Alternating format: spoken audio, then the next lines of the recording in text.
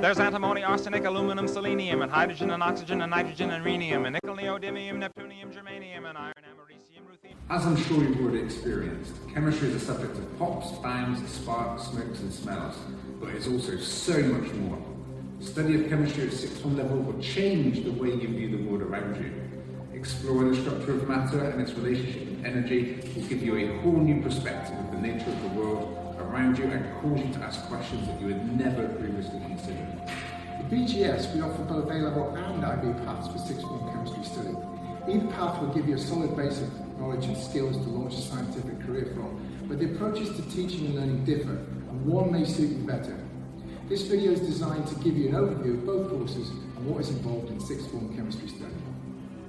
The A-level course explores the ideas you have studied at GCSE to a greater depth. One of the most satisfying aspects of chemistry is the fact its various aspects all interrelate and support each other. Our 2-year program of study is designed to cycle through these themes and to help you build this bigger picture. All of the assessment for the A-level course occurs at the end of the upper sixth. A-level chemistry gives a greater breadth of the chemistry topics than the IB, and also a more even split of the 3 branches of chemistry.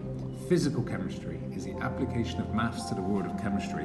Organic chemistry is the chemistry of carbon-based compounds, and inorganic chemistry explores the properties of the other elements. What are the differences between GCSE and A-level? The first thing you'll realise is A-level chemistry is a lot harder than GCSE chemistry, but that isn't the reason not to do it.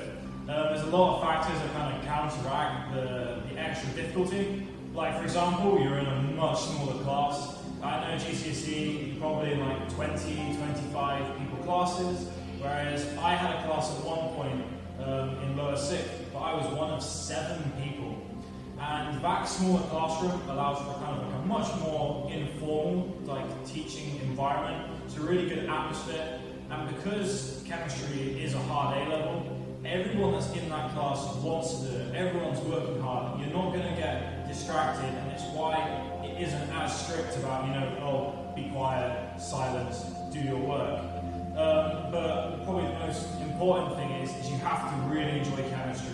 If you don't want to get up every morning and do chemistry, you'll probably, the chemistry will kind of be lost on you a little bit. You've got to really enjoy it to want to do A-level. Our well-equipped labs allow us to conduct a lot of experimental work. Practical work is key to our teaching approach. Giving you the chance to experience chemical phenomena firsthand will really help to cement the learning. The A-level course requires you to complete some core practical tasks that we will assess.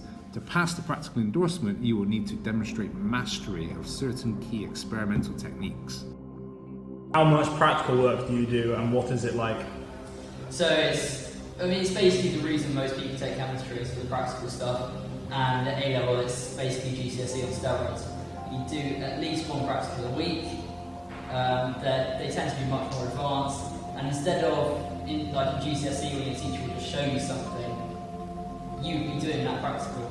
And you do all sorts. You do titrations, you do synthesis of organic compounds, and you do ion tests, and all these things help to reinforce the book work that you're learning, and it really creates memories rather than you just being told something. You can actually remember doing it. At the end of the 2 years, you will sit 3 2-hour exams that make up the entire assessment of your final grade. There is no coursework or controlled assessment. Each paper has specific themes. The final paper has a focus on the experimental work carried out over the 2 years. The preparation that we undertake for this paper will really help you to develop your approach to investigative work, a skill that is essential in scientific research careers. What support is there for A-level chemistry? The first thing is we have 2 lunchtime chemistry help sessions a week. That is not restricted to that. Teachers are very easy to contact, so you can either email them, sometimes on Teams, where you can message them what your problem is, and a lot of the time teachers will go the extra mile to meet when it suits you or suits them, so you can go over something when you have the time. There's also so much stuff online. We have an amazing revision website which is personal to our school, but it has more questions and summary notes than you'll ever be able to make or do in your own time. And the final thing is you're in classes where generally there's going to be somebody that understands if you don't. There's some people at BGS are unbelievably intelligent. They get things so quickly. So if any time you don't want to go to a teacher, you think it's too small, you can always ask your peers. Because chances are someone in your class is going to know the answer. A-level chemistry is undoubtedly a challenging course and requires you to fully engage to succeed. If you persevere and ask for support when you need it, you too can achieve a top grade. How much of a commitment is taking on sixth form chemistry? It's a pretty big commitment. Doing sixth form chemistry at BGS isn't something that you can kind of just sort of rock up every lesson and expect to do well in. We're very lucky. You have 11 hours of lessons a fortnight, split 6 and 5. But your work isn't limited to your class time. You'll receive between 1 to 2 hours of homework per teacher, per subject, and that's a general rule. But it's sometimes in chemistry you'll benefit from going the extra mile and reviewing your questions, as I mentioned before, loads of stuff online, and basically you get out what you put in. The more work you put into chemistry, the easier it's going to be, and eventually the better grade you get at the end of it. The other path through sixth form chemistry at BGS is to participate in the International Baccalaureate. The IB approach is to encourage you to become an independent and resourceful learner. The IB also has a greater focus on the social, economic and environmental implications of how chemistry is used in real life. The topics taught during the IB course also build on GCSE knowledge.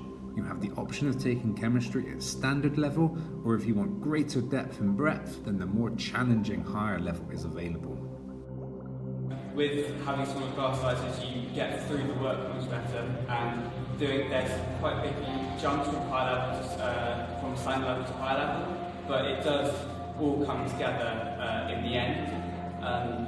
I think that having the practical IA, it makes you investigate more into the part of chemistry that you really enjoy.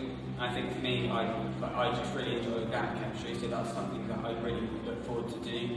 I think it's very similar to the A-level spec, but we go into a bit more detail about some things, and I think that bit more detail is really interesting.